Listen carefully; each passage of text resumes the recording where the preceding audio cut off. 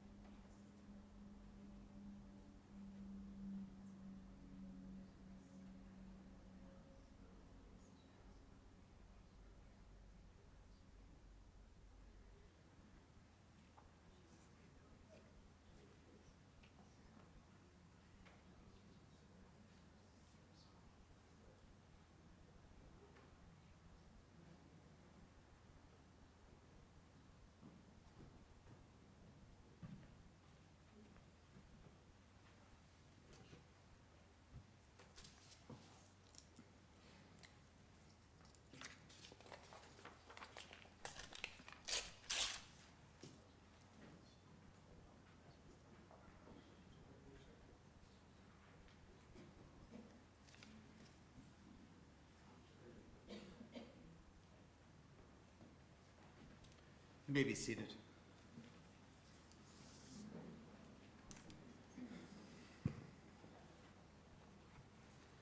We come together on this very sad day to say goodbye to our beloved Babette, Babs Hirschorn.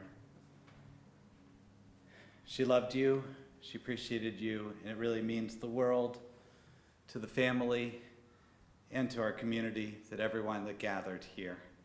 Babs frequently came here in this space, loved this space, and I'm grateful that we can say goodbye to her in this space, just like we did Mark some 18 years ago.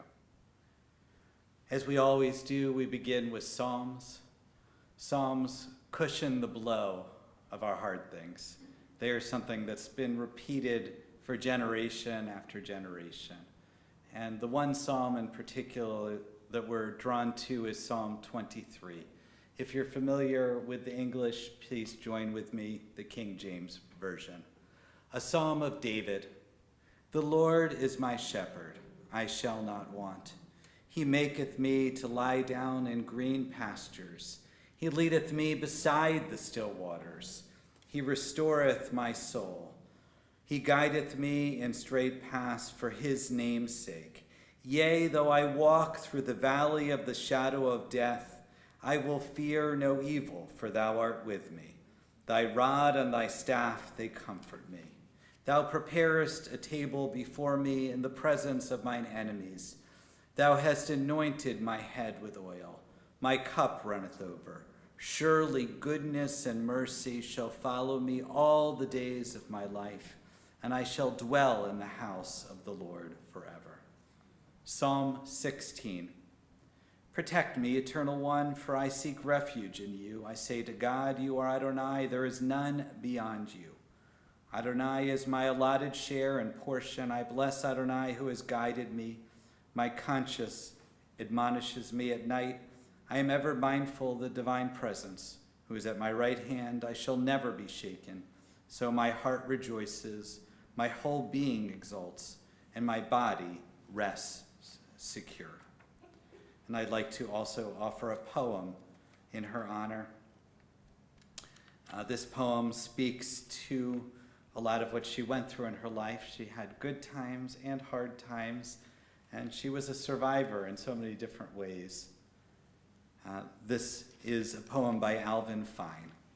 Birth is a beginning and death a destination, but life is a journey, a going, a growing from stage to stage, from childhood to maturity and youth to age.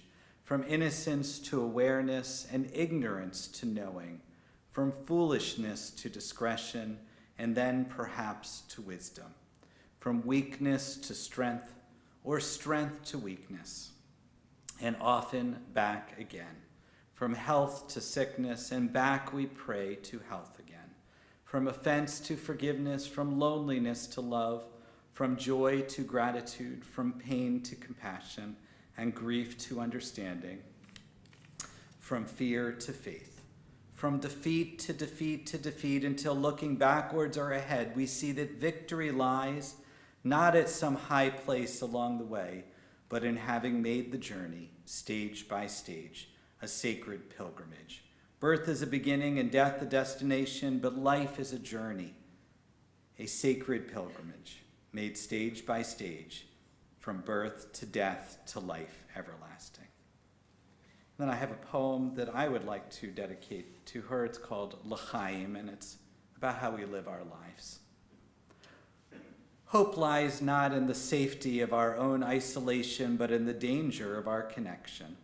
When you hear that voice inside your head telling you you shouldn't, you should. When you see something you can fix, fix it. Do not let the way of the world be the way of the world. Think about it and you will come to realize that nothing you enjoy in this life would be in your life without someone willingly putting it into your life. Love fully, live fully, and remember that each moment of your life is another moment to be alive. This is truly a very difficult day for myself personally and for the community. While Babs was suffering the last few years, it's still kind of shocking to know that she's not with us. I'm grateful that she made her own mind and she was able to pass in the way that she had wanted to. And I'm also very much grateful that through this experience I've had a chance to meet her family, her beloved family that she loved with her whole heart. And especially to Valerie and Daniel, thank you for opening up your world to me and showing me your beautiful children and spouses and all the people that were so precious to her. You can know from our community standpoint, we will continue to keep her memory alive and support you in any way that we can. As we do in these occasions, we have a chance to hear from the family some words. We're going to begin with Daniel to share some words about his mom.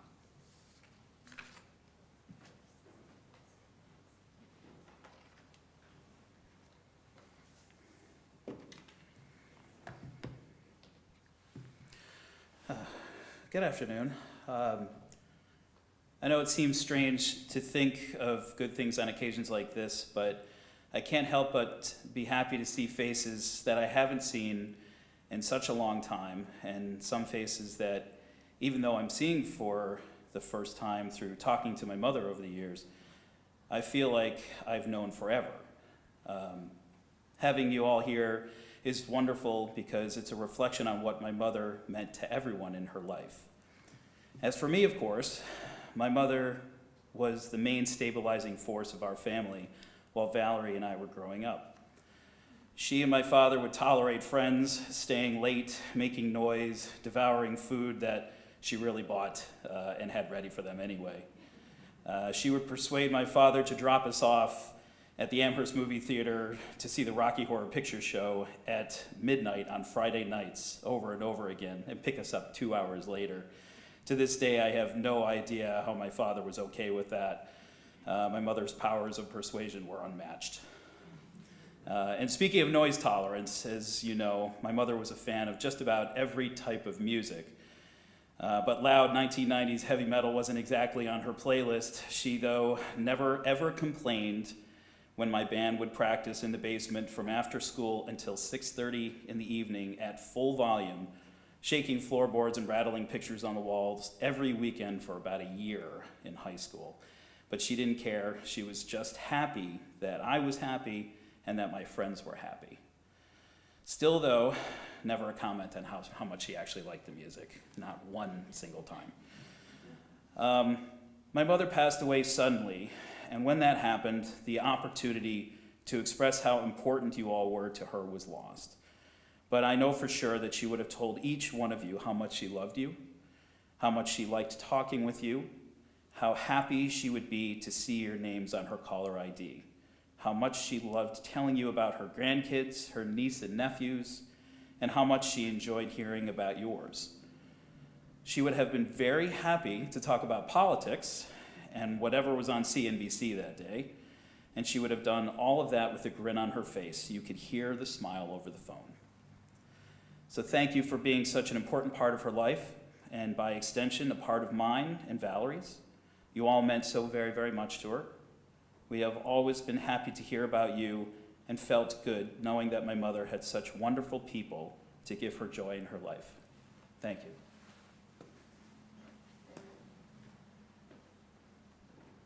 Thank you, Daniel. We're going to have a chance now to hear from Jason, her son-in-law.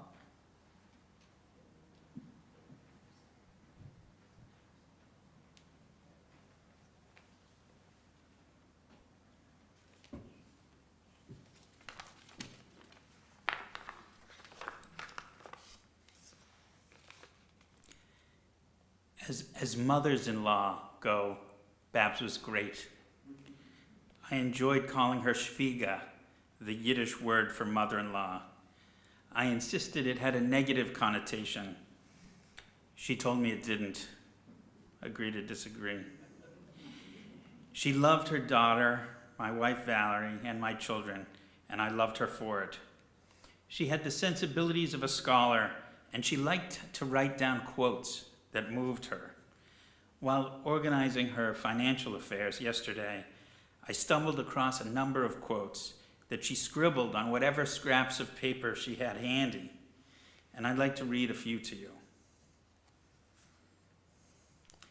They evidence the breadth and the depth of her interests, and together I think they provide a window into her mind and lessons for us all. And I literally have the scraps of paper here with her handwriting. She wrote, "Dream in light years, challenge miles, walk step by step." Music gives soul to the universe, wings to the mind, flight to the imagination, and life to everything. She wrote down from Pirkei Avot, "It is not ours to finish a job, but neither is it ours to desist." And finally, she quoted from the last lines of Sonnet 30, Shakespeare. "But if the while I think on thee, dear friend, all losses are restored and sorrows end." We'll miss you, Babs.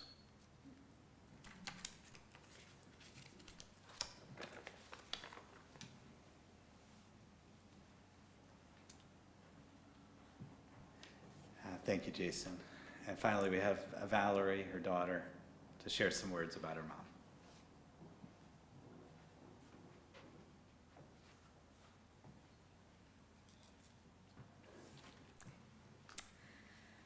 My mom and I talked on the phone at least twice a day for my entire adult life. Often we talked up to 4 times because my mom would think of just one more thing to tell me. I would complain that she could have just texted me, and she would retort, "If I learn to text, you'll stop calling me." I was very annoyed about it, but now I understand why she shunned texting so vehemently. She wanted the connection. She wanted to hear my voice. And she never hung up without saying "I love you," even if it was our 4th call of the day. And if she hung up without saying "I love you," she'd call back immediately just to say "I love you" and then hang up again. After teaching special education for a few short years, my mom decided to stay at home with me and my brother. When we were little, she threw us elaborate birthday parties. I remember peanut hunts and crafts and Wolters cakes.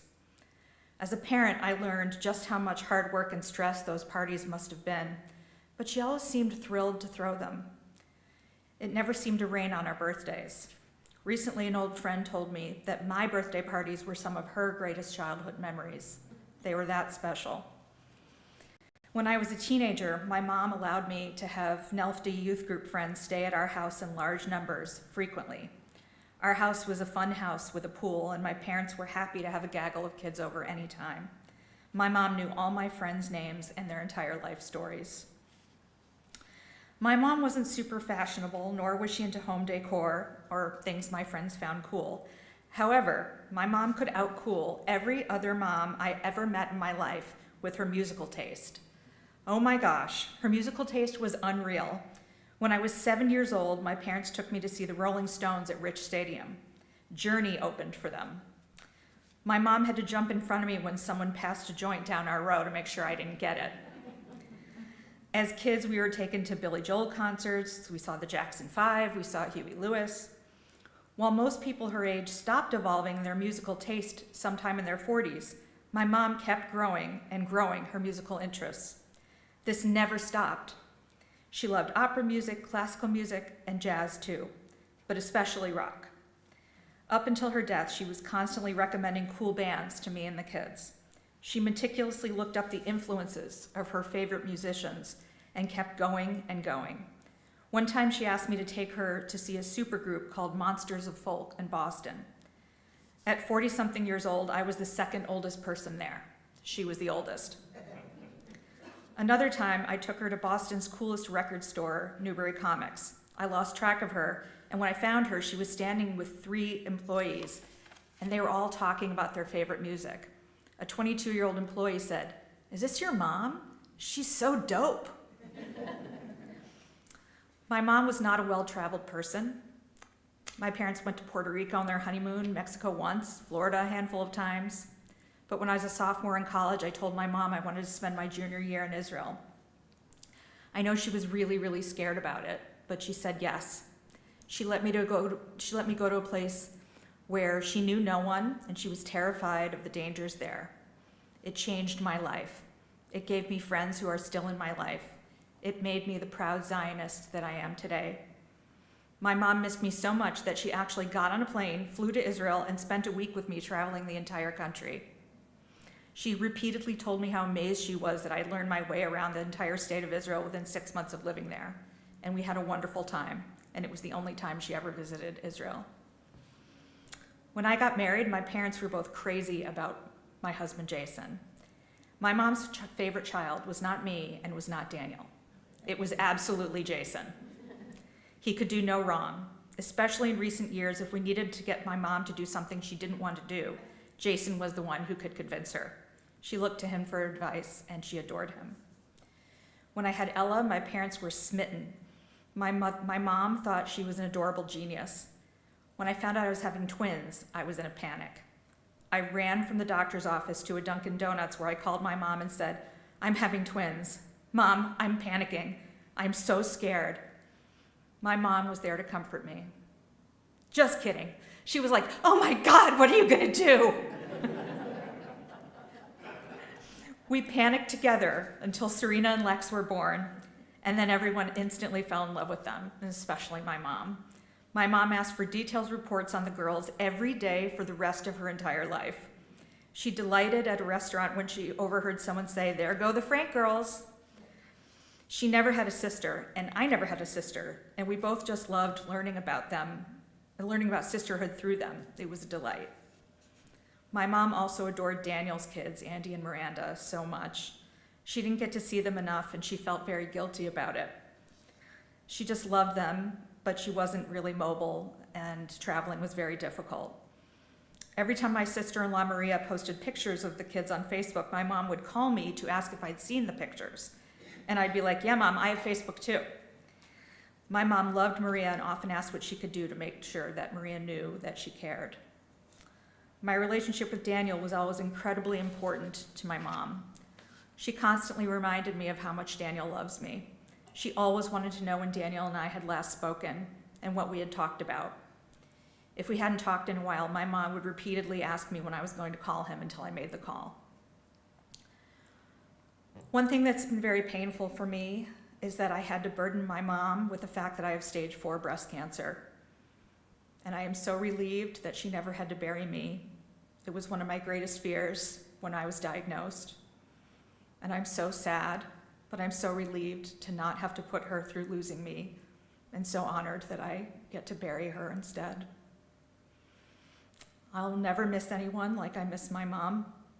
I think the way it feels to miss your mom is where the idea of homesickness was born. No matter how much time passes, I will always feel unmoored without her. I don't know how to call her. I just know not to text. Mom, I love you.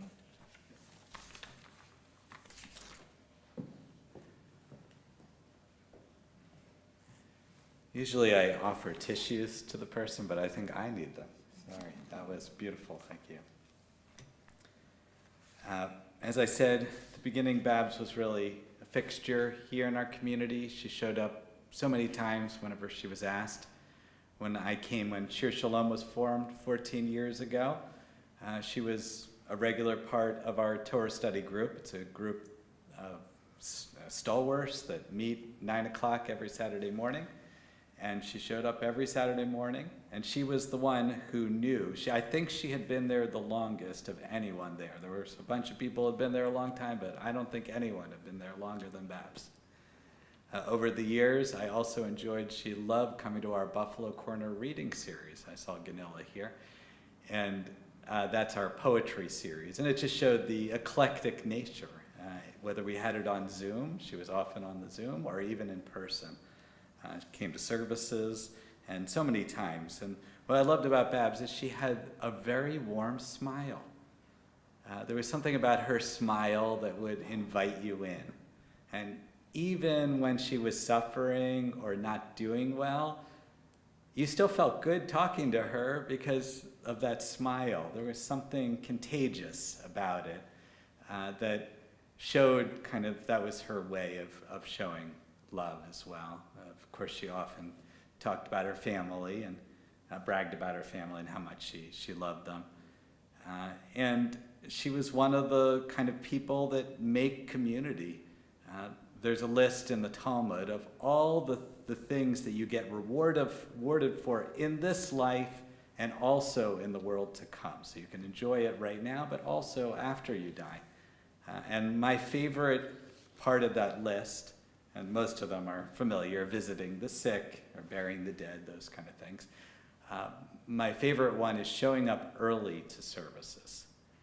Because nothing can happen except for the people. If no one's there early, then it doesn't start. I love that one, and Babs was definitely like that. In talking to Valerie and Daniel, I got a chance to hear a little bit about her history. And it was really interesting. It could kind of put into context her life outside of the synagogue. First of all, she was a Buffalonian through and through. As Valerie said, she didn't even go very often outside of Buffalo. This was her place, her home. And when she fell in love fully, whether it's a place or with a person. Her parents, Sarah and William, and brother Jerry, they lived in North Buffalo on Lovering Road, which she loved, and apparently would always go and check it out every single chance she had, because she had very fond memories. In that time, post-war, her mother was a working woman at a department store, and even though she had her father and her brother, it was up to Babs, as of 9 years old, to start the stove and to start dinner, which she did wonderfully. And she also remembered as a child, she would go with her father to pick up her mom from the department store, which she loved. She was very bright, as we know, and she got a full Regents scholarship, and that's how she was able to go to UB, and even got a master's in education, and for a short while became a special ed teacher. But in graduate school there, she had heard or been told about an aspiring lawyer in the school, and was told maybe it would be a good idea for them to meet. She had gotten a description of Mark, who would become her husband, but she didn't know what he looked like, and as the story goes, she found him, and it was a match made in heaven. I love that story, that she recognized him just from the description. This is long before Facebook. Of course, she had the terrible news of him getting leukemia. And that was a very difficult time. 12 years he suffered with that. And all that time not knowing when the last day would come. And she cared for him during that until he passed around 2008. In that time, one of the really wonderful things, in addition to her quelling about her grandchildren, she also was busy, not just here at the synagogue, she also was part of our local Yiddish group, both when it met at the JCC and also online. She learned Yiddish from her parents, who I guess apparently knew both German and Yiddish and would kind of scream out in both languages. But it was kind of a way to honor her parents in really learning and speaking Yiddish. That as a mom, and we heard a lot of the stories already from Daniel and Valerie, but one of the things that they shared is that she always had a family dinner. Every single night she cooked, except on occasion when they got Chinese. But it was very, very important to her that they had family meals together. Another thing that they shared that wasn't shared yet was that she loved to talk to strangers. And I think this is very important. Both Mark and Babs both did this. And that's what opens up the world. It's what we call welcoming guests, one of the central values we have. It's not going to be the same without her here, especially the sudden nature of her death. I think there is a sense of relief. I want to especially point out one person, Orna and Linda. Well, Orna, I know, brought her to so many different events here. It was a true labor of love. Babs had a little stubbornness in her, which is usually a healthy thing. But Orna managed to get her here time in and time after, and she did it. I watched her even at the end as her mobility wasn't very good, but she was determined she was going to make it up our walkway and back, and she did it. She did it just fine, and it was always great whenever she was able to attend or any kind of service. I feel like she made her mark here, an indelible mark on our larger community, certainly on our family, and in my heart as well, and Cantor's. We are not going to be the same without her. As Valerie said, no mother should have to watch their daughter pass, and so we all are grateful that the order happened this way, and hopefully you have a long, long life ahead of you. But she will be a presence here. I know that when I walk out of the sanctuary, I'll kind of see her smile, maybe even wave to her, because she's always going to be kind of imprinted in this room. May her memory always be for a blessing. Let's just take a moment of silence to reflect. There will be Shiva tonight and other times, and I hope that we have a chance to share some more stories about her.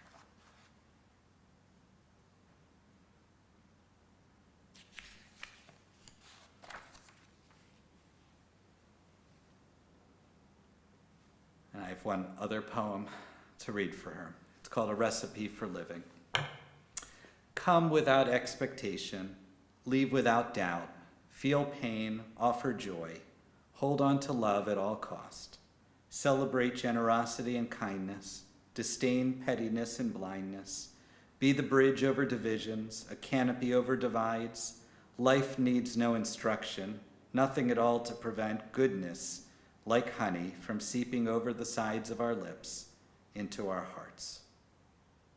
I'm going to invite Cantor up to recite the El Maleh, the prayer for the departed. Invite everyone to rise if you're able.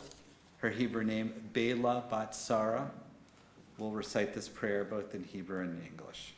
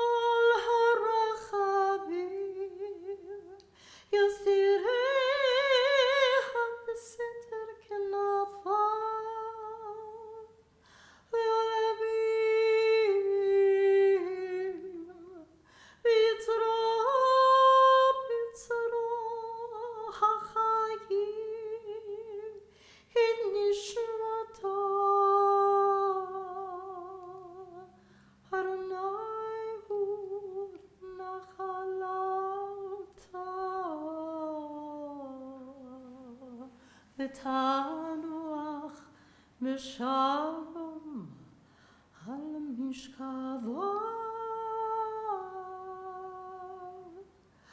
ונאמר אמן. Compassionate God, eternal spirit of the universe, grant perfect rest in your sheltering presence to the soul of Babette Babs Hirschorn, Bela Batsara, who has entered eternity. O God of mercy, let her find refuge in the shadow of your wings. Let her soul be bound up in the bond of everlasting life. God is her inheritance. May she rest in peace. And we say together, Amen. Amen.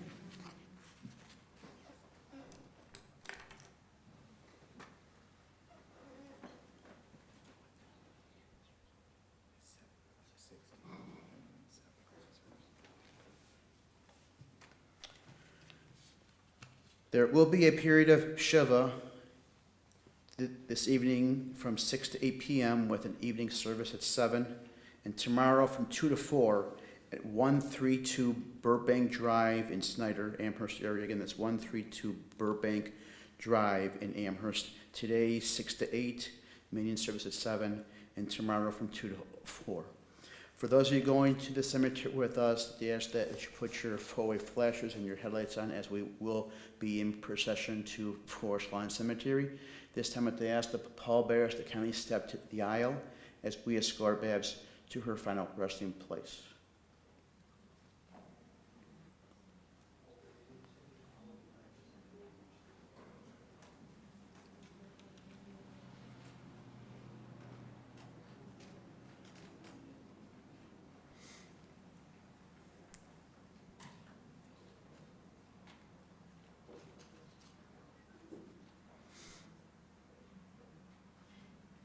Again, for those of you going into the cemetery, please put your headlights and your four-way flashers on.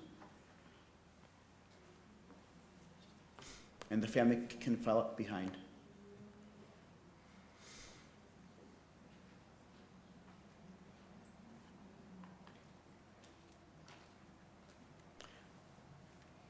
On behalf of the family, thank you for your attendance here today.